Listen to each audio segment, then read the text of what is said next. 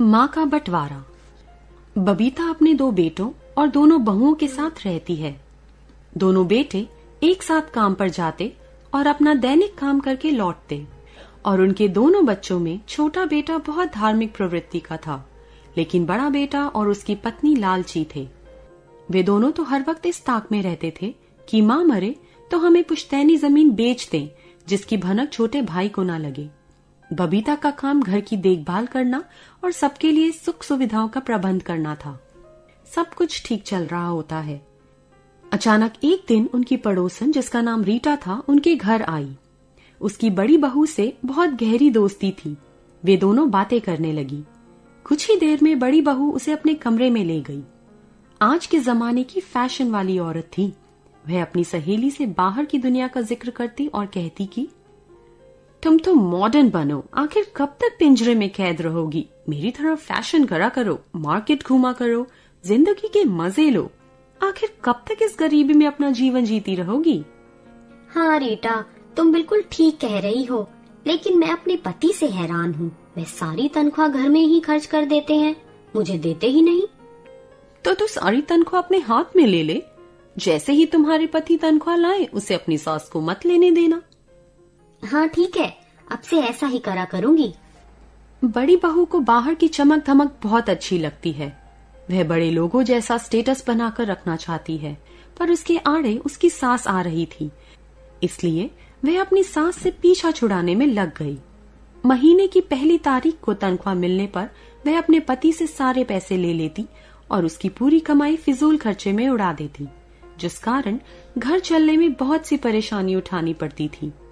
इस बात से परेशान होकर माँ ने बड़े बेटे से कहा, बेटा, अब तो मुझे सारी तनख्वाह लाकर नहीं देता, इससे घर चलाने में बहुत परेशानी हो रही है। तो क्या मैं इस घर में अकेला हूँ क्या? और तू बता, क्या मैं अकेला ही कमाता हूँ? जा तू छोटे से ले, वो भी तो कमाता है, उससे तो तू कुछ नहीं बोलती। मेरी भी तो कुछ इच्छा है, मेरी पत्नी की भी कुछ इच्छाएं हैं। अब से मैं तुझे पैसे नहीं दे पाऊंगा। बेटा, तू ये क्या बातें कर रहा है? अभी तक तो सब ठीक चल रहा था, लेकिन अब? माँ देख, मेरा दिमाग खराब मत कर, मैं तुझे पैसे नहीं दूंगा बस। तो बेटा, घर कैसे चलेगा, तू ही बता। माँ, अरियो माँ, मुझे नहीं पता। सुन, शहर में मेरा काम धंधा ठीक ठाक नहीं चल रहा है। मैं कई दिनों से लोन लेने के चक्कर में हूँ ताकि हम लोग ठीक से घर चला पाएं, लेकिन लोन तो मिला नहीं, ऊपर से तेरी कचकच सुनने को मिल रही है। अरे माँ, चल गांव चलते हैं और वहां ही अपनी पुश्तैनी जमीन बेच देते हैं। जमाना बदल रहा है, जरूरतें भी बढ़ रही हैं। आखिर मैं कब तक इस परिवार का बोझ उठाऊंगा? अरे बेटा, तू ये क्या कह रहा है? हम क्या तुझ पर बोझ हैं बेटा? आज तेरे पिताजी जिंदा होते तो तुम लोगों को ये दिन नहीं देखना पड़ता। वे ही कुछ न कुछ व्यवस्था करके हम सबका पेट भर देते। नहीं जी, आप सही कह रहे हैं। क्या हम ही नौकर हैं इस घर के लिए? अब तो मैं इस घर में नहीं रहूंगी। उनकी बातें सुनकर माँ की आंख से आंसू निकल जाते हैं और वो दीवार पर टंगी अपने पति की तस्वीर के पास जाकर कहती है, ये ही दिन देखने के लिए मैं जिंदा हूँ क्या? इससे अच्छा होता तो मुझे मौत आ जाए। उसका रोना सुनकर छोटा बेटा और उसकी बहू माँ को शांत कराने का प्रयास करते हैं। माँ, आप चिंता ना करें, हम दोनों आपको छोड़कर कभी भी कहीं नहीं जाएंगे। हाँ माँ, तू क्यों रो रही है? हम तुझे नहीं छोड़ेंगे। बड़े भैया और भाभी को जाना है जाएं, लेकिन हम तो तेरे साथ ही रहेंगे। तू रो मत माँ। अरे वाह वाह, मेरे श्रवण कुमार और उसकी बीवी, तुम दोनों तो महान हो। लगता है इस धरती पर तो तुम जैसा कोई मातृभक्त ही नहीं है। वाह रे वाह। हाँ भाभी, तू तो बहुत लालची है। तू हमारे साथ नहीं रहना चाहती? जा, तुझे जहाँ जाना है जा, हमें तेरी कोई जरूरत नहीं। तुम दोनों एक नंबर के लालची हो।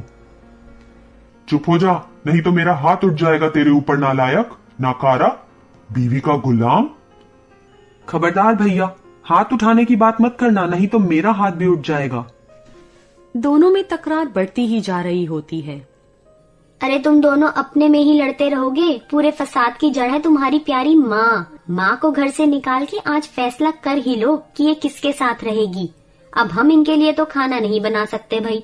मैं भी रात दिन काम करके बहुत थक जाती हूँ, इसलिए अब तो मैं फैसला करके रहूंगी। अगर माँ हमारे साथ रहना चाहती है, सारी जमीन हमारे नाम कर दे, तो ही हम इसे अपने साथ रखेंगे, नहीं तो ये अपना इंतजाम खुद ही कर ले, खुद ही सोच ले कि इसे क्या करना है। इधर माँ उन दोनों बेटों की लड़ाई और अपनी बहू की बात सुनती है। उनकी बात से उसे बहुत दुख होता है।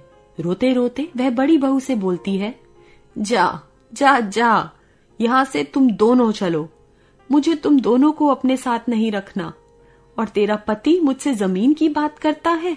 जा, तेरे हिस्से की जमीन तुझे देती हूँ, उसे बेच या फिर जाकर वहां बस जा, लेकिन मेरा अब तुम दोनों से कोई मतलब नहीं। ठीक है माँ, अब हम दोनों जा रहे हैं। हमारी जमीन हमें अभी दे। पता नहीं है छोटा कब तुझे बहला फुसलाकर अपने साथ कर ले और तू भी सारी जमीन इसके नाम कर दे। कल मैं गांव के लोगों को और पड़ोसियों को बुलाऊंगी और तेरे हिस्से की जमीन तुझे दे दूंगी। तू एकदम चिंता ना कर, अब मैं समझ चुकी हूँ कि तू बदल चुका है। ठीक है। इसके बाद बड़ा बेटा अपनी पत्नी को साथ लेकर बाहर घूमने निकल जाता है। माँ तू रो मत, हम दोनों तो हैं ही ना तेरे साथ। तू क्यों रोती है? हम मरे तो नहीं है ना माँ। किसी तरह रात बीतती है और बबीता अपने कुछ परिजनों व गांव के लोगों को बुलावा भेज देती है। सभी ने मिलकर जमीन का बंटवारा कर दिया होता है और माँ छोटे बहू बेटे के पास रह जाती है।